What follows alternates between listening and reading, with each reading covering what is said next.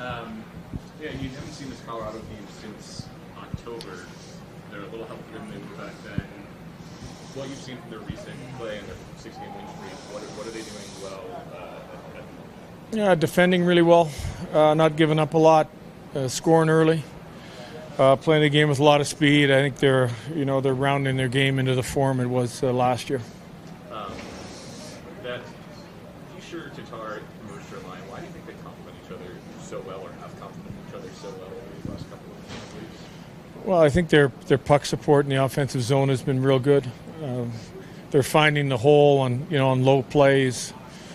You look at last game, Mercer had an early chance. They're getting the pucks first, and they're making the next play. So, that on top of playing well away from the puck, where you don't spend a lot of time in your own end. That game on Saturday, to have a game where the team already had it in control heading into the third, then kind of kept the pedal to the metal and really finished strong. I'm sure you please kind of see, is there kind of be a tendency there to let off when you have a big lead?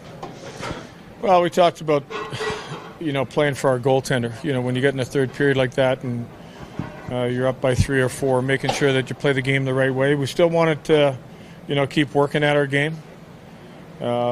We created some chances that went in. Maybe you're a little bit fortunate. The tip goal went in. So just got rewarded for getting it in the zone and doing the right things. Have you felt like that fourth line, which we talked about, it had a little dip in their play in January and early February, has picked their play back up closer to maybe a level of what you saw in November from that group? Well, based on the last 3 games, I think they're getting points. They're hard to play against. They know they need to be physical. You got Miles that we've got as a net front guy in that second unit. We got Bass and Michael that are going to kill penalties, and Michael's job, take some key draws for us. So, the role is there for them to succeed. And I think what we've seen recently is more of what we saw when things were going well for that line. Yes, so you said you have the ability to skate with Colorado. What is the importance of kind of having that speed to match speed for speed?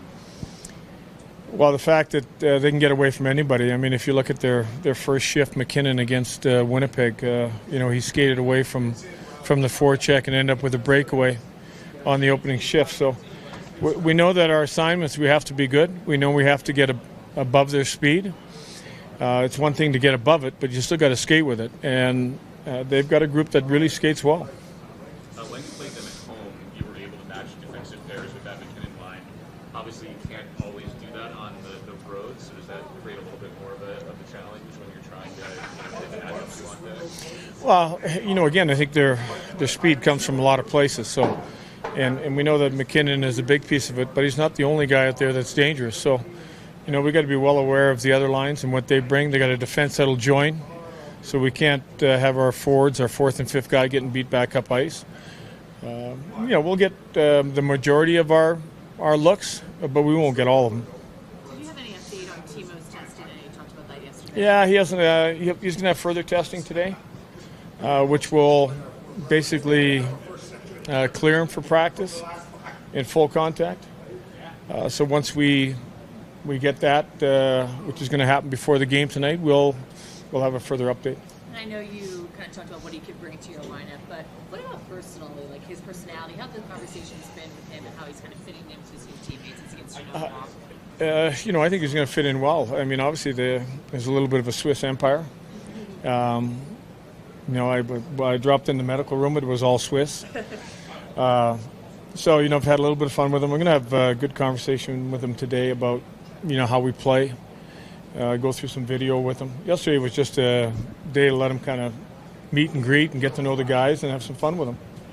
Does that make him possibly a game time decision, or would you like to have him? No, he's not a game time. He's not a game time decision. No, he's not playing. Jerry Bednar was just talking about some of the new guys he has coming in. Early on, when you don't have a lot of time to get them to adapt to your system, just kind of telling them we acquired you for a reason. Just don't think too much and go play your game. Is that kind of similarly how you have to approach it early on with Timo as he adjusted like you do with him? Yeah, that's why you don't really want to hit him with first day here. Don't want to hit him.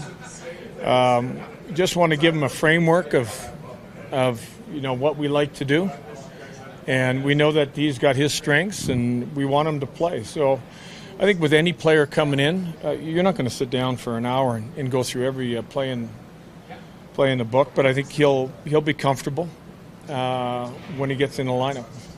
First of all, playing Colorado, obviously you beat them earlier this year, 1-0, able to shut them out. What did you do so successfully then, and what do you have to do, I guess, repeat tonight to have the same success? Yeah, I think like team defensively, like our team defense was really good. Probably one of our best defensive games, all year, and it was so early on, but but it was kind of a big stepping stone for us then, and just knowing that we could do that and play that defensive game, and they're playing really good right now, and it's a huge challenge for us coming here. It's a tough building to come to. They play really well here always, and so we have to be on our game.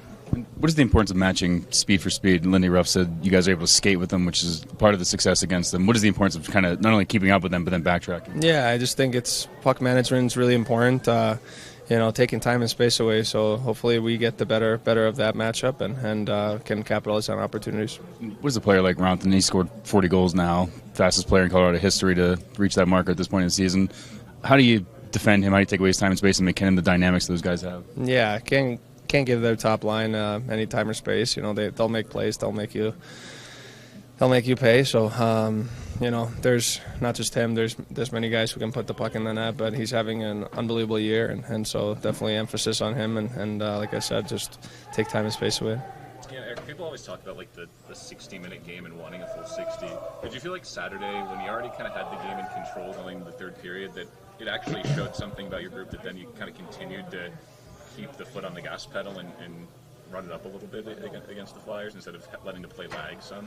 Yeah, it's those games can be tricky, but that's what we talked about after the second is let's focus on not giving anything up. It doesn't mean that we can't create, but let's not give anything up and let's not make this game interesting. And like you said, we did a good job of doing that. We took their chances away and still were able to create. So it just shows that we have that in our bag and it's something that we need to keep improving on.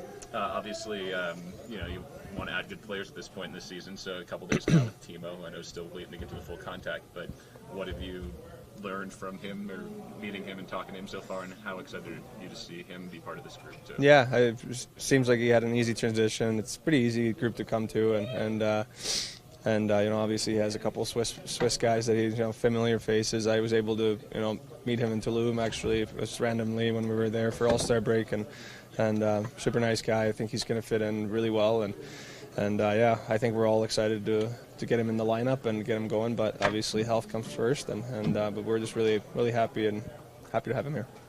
Erik, you played the Avalanche maybe more than a lot of other guys in the room.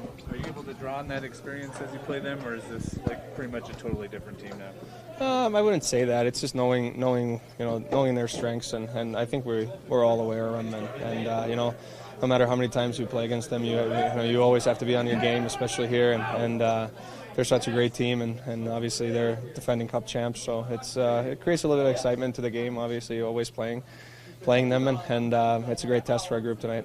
Thanks, Erik. You beat Colorado earlier this year, 1-0. What was the key to that success? What's going to be the key tonight for you guys? Just kind of limit their chances. I mean, they're a dangerous team. They come out strong here in the first.